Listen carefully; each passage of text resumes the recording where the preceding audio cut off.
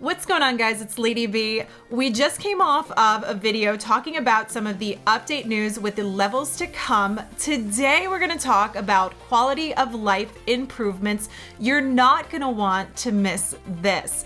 Now, make sure if you're not subscribed to my channel already that you click the subscribe button so you can get more notifications on when these updates and sneak peeks go live, as well as additional content. For now, let's dive in and see what's to come.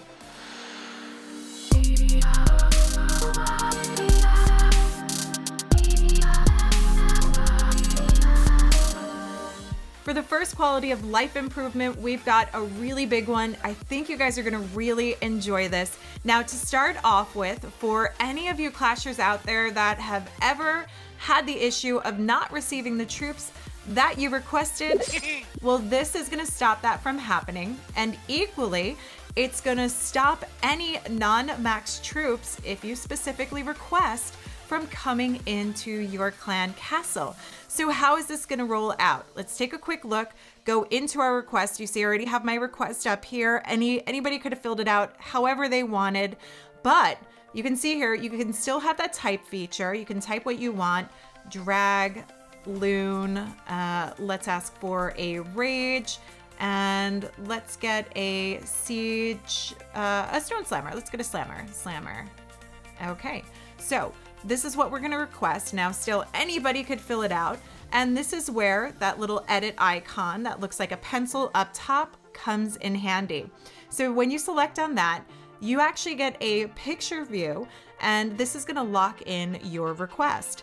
So we want to ensure that we get our drag, all of our loons. We wanna make sure that nobody fills it up the wrong way, that we get exactly what we request. And let's do allow only max level donations. So we'll confirm this, we'll put it out there and send. So we send a request, and you can see here, we've got this perfect picture view of what the troops are. Now, if this is not as specific as it can get, let's take a look and see what it looks like for the donator.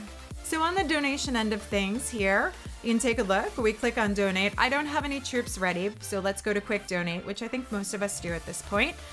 And you can see here, there's a lot of grayed out troops. In fact, the only troops that I'm allowed to donate are the dragons and the loons.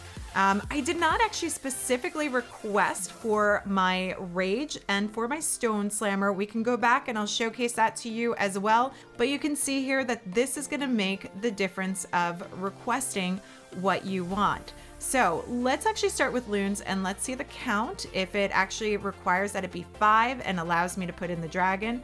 So we've got 1, 2, let's say I'm just going crazy with it. Oh, I can't do it. I can't do any more than the 5 I already donated because it won't allow me, because LadyB already requested only 5 loons.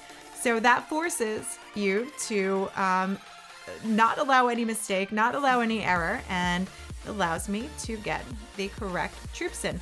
Now, because I didn't request specifically for my spells or my siege barracks, you can see the options are open for someone to put in whatever they want. So if you want to be specific on everything that you're requesting, make sure that you're putting those in. Otherwise, I can feel free to donate a heal by accident or on purpose. Or I can turn around and, donate a different siege machine. So this is one massive quality of life improvement to our clan castles. The second quality of life improvement, again, pertains to the clan castle as well. And this one is going to be regarding how your CC troops deploy. What we're gonna see with this is that the lowest housing space comes out first. So our lowest housing space is gonna be barbs, archers, and goblins. Then our next housing space, which you can see moving up, is 5, and that's the giant and the hog. And then we move up, and we've got equal housing space between the witch and the Yeti. So the way these are going to dispense is based on the housing order, and then after that, if they're equal in housing space, it's going to go based on their internal ID, which is basically the way that they're laid out in that training bar, and you'll see it exactly here. So let's take a look at it in action. We can watch it in slow motion so you can see exactly how it's going to deploy. But as we press play and drop that CC, we can see the barb, the archer, the goblin. I sent in a wall breaker that's 2 space. We had the giant, the hog, the witch, and then the Yeti all coming out. And this is based on their order that they're in the training bar. So we can actually take a quick look too, so you can see exactly what that looks like from the top bar, scrolling left to right, and then going down to the bottom bar from left to right. It's all gonna go based on that in the housing order and ID number that it's gonna work through. So that's what you're gonna see for your troops. There's now assigned ways that they're actually going to come out of your CC. There's no more guesstimating at this point, and it doesn't matter in which way it's filled in your clan castle. And this also brings me to our quality of life change number 3, to now have set troops specifically for friendly challenges. Now, when you do friendly challenges, you have to toggle back and forth currently if you want to set specific defense and you need to go in on an attack, or you actually want to attack and you want to do your own friendly challenges. So similar to what we see in Legend League, where you have an option to actually set this and be able to swap out what you want to do for your attacks, we're getting this to our friendly challenges as well in Clash of Clans. So let's take a quick look at the component and how it works. So when you set your challenge, you can see here, it has the clan castle troops bar. There's nothing in here right now. I click choose and there's nothing in my clan castle. So if I hit use, I have nothing for it to use, which means I have to request. So we have the fill option here. Let's actually fill this up and we'll put in, let's just do, let's say I want to defend with, let's say we want to defend with a hound and some loons for our CC. So we're gonna put that in there, and let's take a quick look at the challenge option. We can choose again.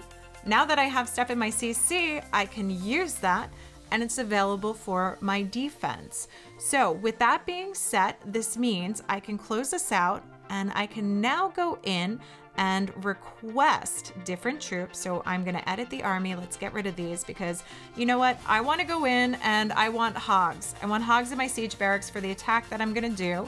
So I'm gonna remove those troops. Now I'm going to request, yep, let's skip that.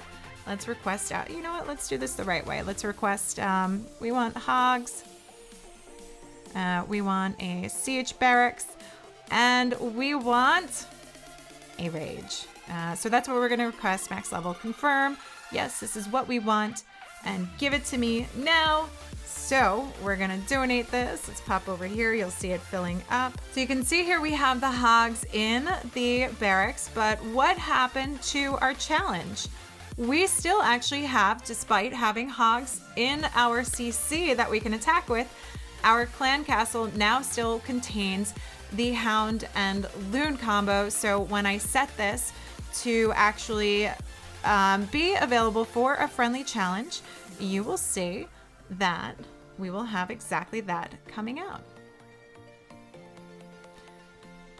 Now equally, when we go to attack, you can also see here that we're gonna still have the hogs that we requested. So this works out perfectly so that you can switch items around. You can see I have my siege barracks here. That's what I requested. I have the rage, I have the hogs. Let's pop this open and you can see hogs coming out. So this works out as a very nice way to keep friendly challenges going and being able to test your bases and use the CC troops that you want to defend with or test out while going after friendly challenges with the own CC troops that you'd like. The fourth quality of life change comes in our little dashboard, and it's more of an aesthetic. I think this is really cool, and I think a lot of people are gonna like this. but you can see here that we don't have the heroes anymore, but we have them down here. So we have our heroes spread out that we can take a look at. You can see our Barb King, the Archer Queen, the Grand Warden, and the Royal Champ. Now, bear in mind, if you don't have these particular units, you're going to have the same actual display of what this looks like. However, the only difference you're going to have is that they'll be grayed out if you do not have them. We can still see our heroes here. So a slight difference of what we saw in the recent update with Town Hall 13 and how we were seeing our heroes displayed. Let me know what you think about this, because I think this is very pretty, and you can turn them around, and let's take a look and see what happens when we actually put their skins on. As you can see here, the Archer Queen has her skin on. She's got her gladiator skin, and you can do a 3D rotation with her so you can view your heroes within what they're actually wearing. So this is a nice quick guide and an easy way to see all your heroes and just in full form, and swing them around and take a nice 3D look. The next quality of life change, number 5, also is related to your skins. So once you purchase or acquire a hero skin, it's actually going to open up the user interface, so you have the immediate option to switch it out. Quality of life changes number 6 and number 7 are related to our Grand Warden. So for number 6, we have the Grand Warden, who's less likely to follow other heroes now, so we'll have a little bit more focus. And number 7, we have the Grand Warden AI, which has been adjusted to make him less likely to follow Yetimites. Now that brings me to quality of life change number 8, for your Eagle Artillery. The Eagle Artillery will give less priority to targeting Yetimites. Quality of life improvement number 9 is for our research potions for laboratories. Now we're going to see this researching at 24 times, which is up from the 10 times speed that it was previously. We will also see an increase in this, previously from 70 gems in the trader section, going up to 120 gems to purchase. Number 10 on the quality of life improvements that we're getting is for your clan game rewards. Now, if you've ever had the problem where you don't have enough space and you have to try and use what you have or sell your gems, you're immediately going to have the option to collect the gems instead. The number of gems will be based on what the specific item sells for.